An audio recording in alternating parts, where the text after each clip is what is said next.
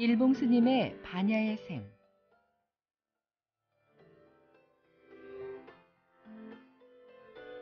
부처님의 위없는 지혜를 배워보는 이 시간, 말씀의 두치원 관음산 자비정사 주지 일봉 스님입니다.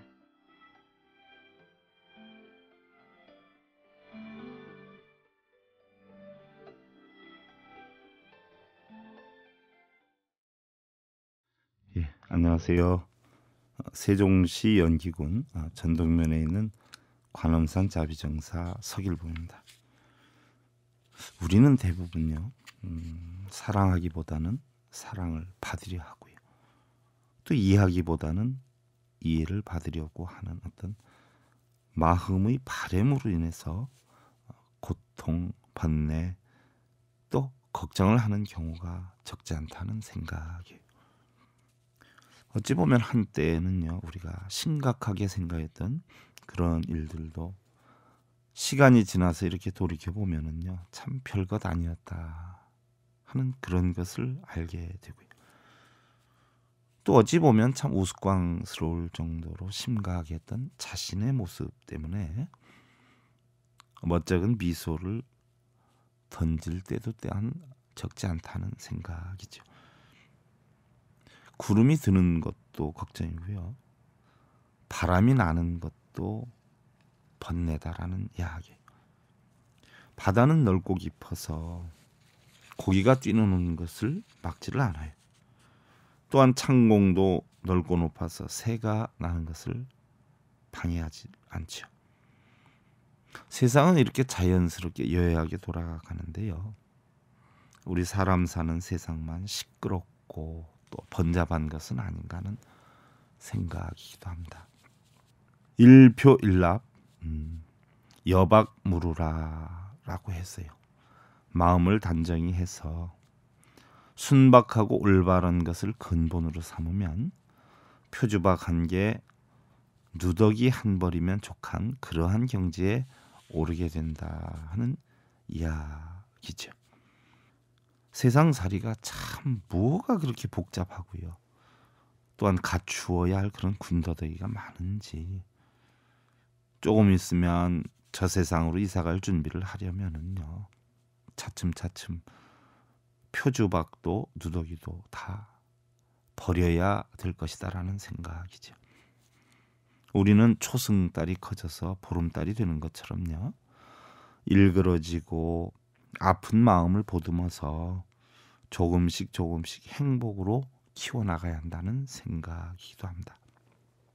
하루를 행복하게 지낼 줄 아는 사람이요, 날마다 행복한 그러한 삶을 만들 수 있으리라는 생각이기도 하죠. 우리 불자님들 행복한 삶 이루시기를 기원드리면서요, 오늘도 부처님의 진리로 행복 심어주는 청주 BBS 불교방송 제316회차 서길봉의 반야의샘 시간을 통해서 여러분들께 인사드립니다. 관음산 자비정사 서길봉입니다. 오늘은 천수경 66번째 시간인데요, 지난 시간에는 우리가 마음으로 짓는 업탐진치 가운데 바로 탐욕에 대해서 여러분들 살펴봤어요. 오늘은 이제 성냄에 대해서 살펴보는데요, 성냄이다라고 하는 것은 우리는 진해다 이렇게 표현하는데요, 바로 크로다, 범어로는 크로다라고 표현을 해요. 노여움이나 분노를 나타내고요, 탐욕으로 인해서 뜻대로 되지 않은 데 대한 성냄을 나타낸다 그랬어요. 그러니까 성냄은 어떻게 돼요? 혼자서는 못 다닙니다. 꼭 누구하고 손잡고 다니느냐면요, 탐욕이라는 놈하고 손잡고 다녀요. 그래서 탐욕을 부리다가 뜻대로 안 되면 튀어나오는 게 뭐예요? 화예요. 화. 성냄입니다. 그래서 우리 불교에서는요, 탐욕을 부리면 악귀가 된다라고 했어요. 탐욕으로 인해서 번뇌하는 그 자체가 죽어서 가는 것이 아니라 살아서 악귀의 삶을 사는 것이다 라고 부처님 표현을 하셨고요. 성냄은 뭐예요? 화가 끓지 않아요. 화가 끓으니까 어떻게 돼요? 바로 지옥의 삶을 산다. 화를 많이 내면 우린 이 다음에 지옥에 간다 이렇게 표현을 하지만요, 지옥에 가기 이전에 앞서 이 세상이 뭐예요? 지옥의 삶으로 살고 있죠. 어떤 큰 스님은 화가 나서 속이 상해서 죽겠습니다. 그러니까 그 화를 이 손바닥 위에 꺼내놓거라 이렇게 말씀하시는 분들이 있어요. 어떤 분은요, 우리 불자님이 오셔서 스님 미워해서는 안 되는 사람이 너무 미워요. 누군데요? 그랬더니 아유 말씀드리기가 그래요. 미워해서 안 되지 않아요. 부처님도 미워하지 말라고 그랬잖아요. 근데 너무 미워 죽겠어요. 어떻게 하면 되겠어요? 미워하세요. 미워하면 안 되잖아요. 미워하세요. 한번 미워해 보세요. 미운 사람 미워하지 않는 것이 미운 사람 미워하는 것보다 더 힘드니까 고통에서 벗어나려면 일단 미워하세요. 그래도 괜찮아요. 번뇌가 죽지요. 덜 지옥의 삶을 사는 겁니다. 미워해 보세요. 한 일주일 지났는데 웃으면서 전화가 왔어요. 미워하다 보니까요, 스님 결국 자기만 손해지 미워할 이유가 하나도 없더라고요. 자기가 왜 그렇게 미워했는지 모르겠어요. 그러면서 풀어지더라고요. 화나는 것은요, 바로 탐욕 때문에 생기는 거예요. 탐욕이라는 것은 자기 뜻대로 만들려고 하는 이기와 아집을 동반하죠. 그래서 자기 뜻대로 안 되면은 어떻게 돼요? 성냄이 나는 겁니다. 남편이 자기한테 좋은 얘기 해주기를 바라고 있어요. 마음속으로. 그 탐욕이에요. 좋은 얘기를 해주게끔 행동을 하면 자연히 좋은 얘기가 나오는데 좋은 얘기를 해줄 만한 원인은 만들어 놓지 않고 좋은 얘기를 해주기를 바라고 있으면 그것은 뭐예요? 성냄이 나와요. 남편이 돼가지고 말을 왜 저렇게 안 해? 라고 할 수가 있어요. 바로 탐욕하고 동반하는 것이 성냄입니다. 그래서 성냄은 늘 탐욕과 같이 동반해요. 그래서 우리가 무엇이 탐욕인지 무엇이 노력의 대가인지 무엇이 탐욕이 아닌 줄만 알면은 성냄도 나지를 않아요. 예를 들어서 다른 집 신랑이 밥 먹었느냐라고 물으면 고마움이 들죠. 왜? 당연히 바라지 않았는데 그런 이야기를 하니까 고마움이 드는 거예요. 참 자상스럽더라 너희 신랑. 그분은 참 자상해. 이렇게 얘기하죠. 신랑이 물어보면 어떻게 돼요? 아이고 이제 물어보냐고 막 화를 내요. 이제 물어보냐고. 왜? 기대를 하고 있기 때문에 그러는 거예요. 마음속으로. 너는 당연히 신랑이니까. 너는 당연히 아내이니까. 너는 당연히 자식이니까 이렇게 해야 된다는 원칙을 정해놓고 있다가 그게 뜻대로 안 되면 성냄이 나오는 겁니다. 화가 나는 거예요. 그래서 지옥의 삶을 사는 겁니다. 그래서 부처님께서는 지옥의 삶을 살지 말라고 수행을 하라 그랬죠. 무슨 수행을 하라고 그랬어요? 탐욕을 없애기 위해서는 계율을 지켜라. 무엇이 옳은지 무엇이 잘못됐는지를 알아서 판단을 하고 그 다음에 그 이치대로 선정을 해라 그랬어요. 그래서 개정의 사막이 나오는 거예요. 선정. 여러분들 선정하면 가만히 있어도 깨우침 팍팍 열리고 안 보이는 게 보이고 세상이 훤히 보이는 그러기 위해서 선정하는 줄 아는데 부처님 가르침으로는 화내는 거 없으려고 하는 겁니다. 화내는 거. 선정. 고요함으로 만드는 거예요. 고요함으로. 내 마음에서 화가 나는 게 없어지게 고요함으로 만드는 게 선정입니다. 선정을 하다 보면 뭐가 없어져요? 성냄이 없어집니다. 그래서 지옥의 삶을 벗어날 수 있는 거예요.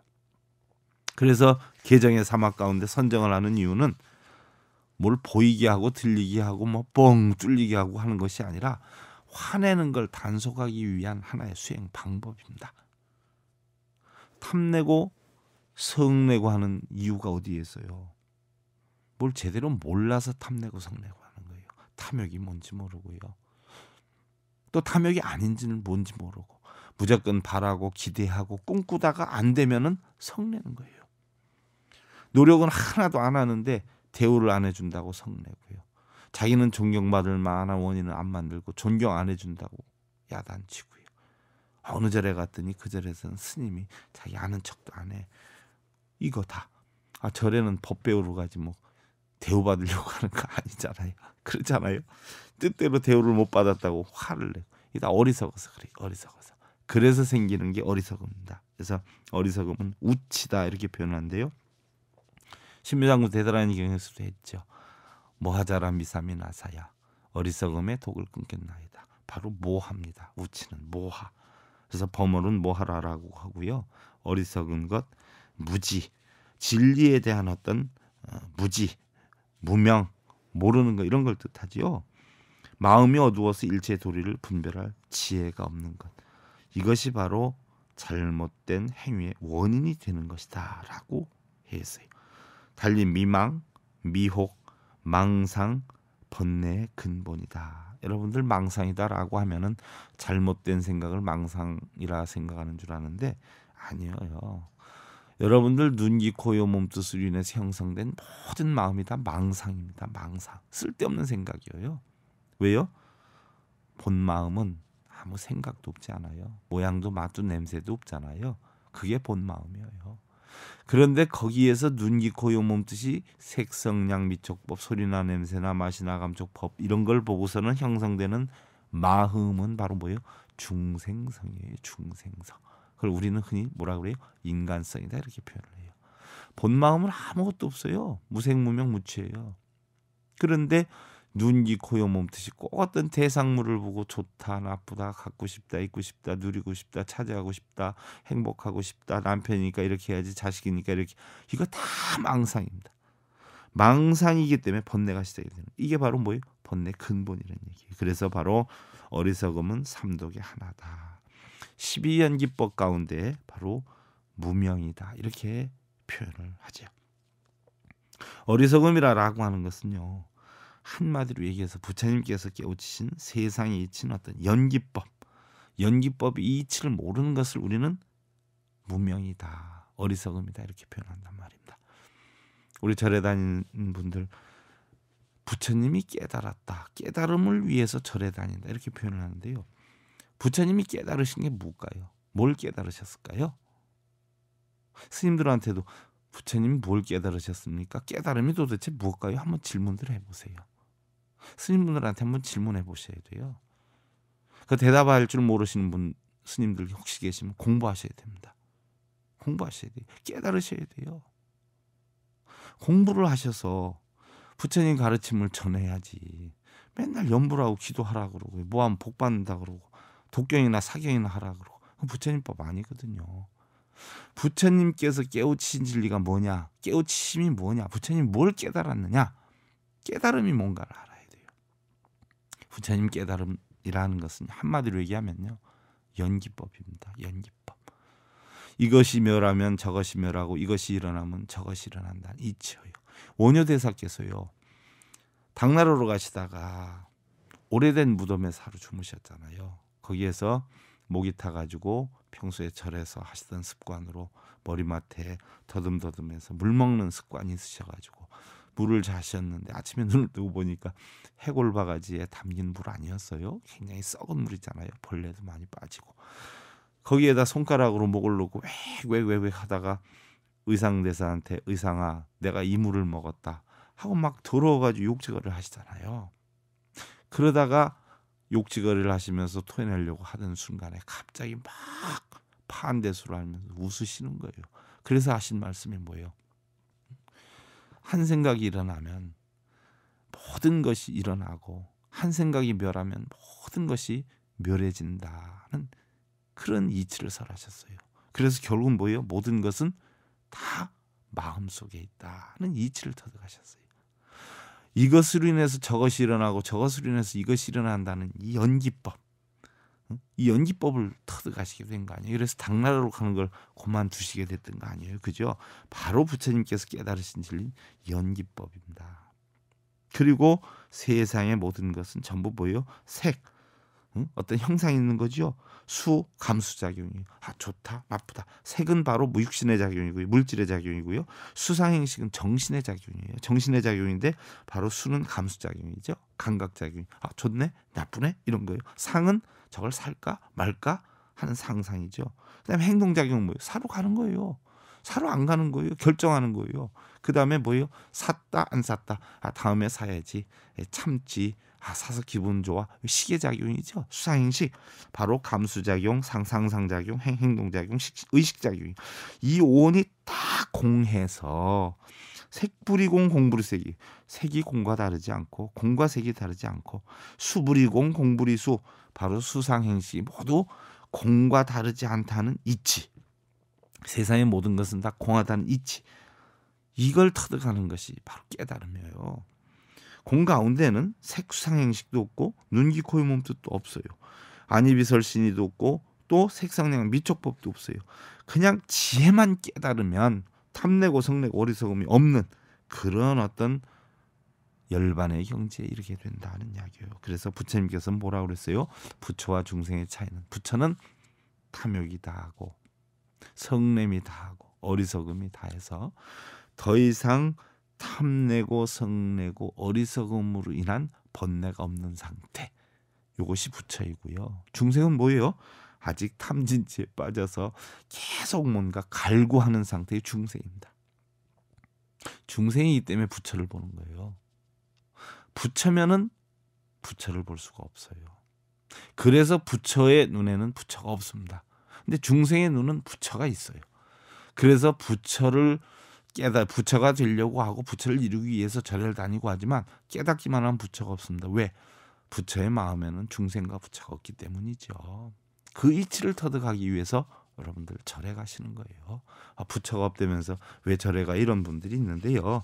바로 부처와 중생이 없다는 이치를 터득하기 위해서 절에를 가는 것이에요.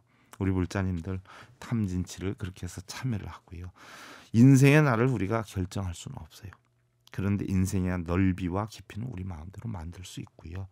얼굴의 모습은 우리가 결정할 수는 없는데 얼굴의 표정은 우리 마음대로 만들 수 있다는 생각이에요. 그날의 날씨를 우리가 결정할 수는 없지만요. 우리 마음의 날씨는 우리 마음대로 만들 수가 있고요. 돌아보면 인생은 짧고 또 앞으로의 세월 역시 길지는 않지만 하루하루는 우리 마음의 열쇠로 길게 할 수도 짧게 할 수도 있다는 생각이에요. 우리 불자님들 비록 어려움과 고통이 괴롭게 한다 할지라도요. 우리 불자님들은 능히 미소 짓는 행복을 만들어 나갈 수 있는 그런 우리의 소중한 분들이라는 생각입니다. 우리 불자님들 내일 오후 다시 뵙기를 기원드리면서요. 그동안 관음산 자비정사 서일봉이었습니다.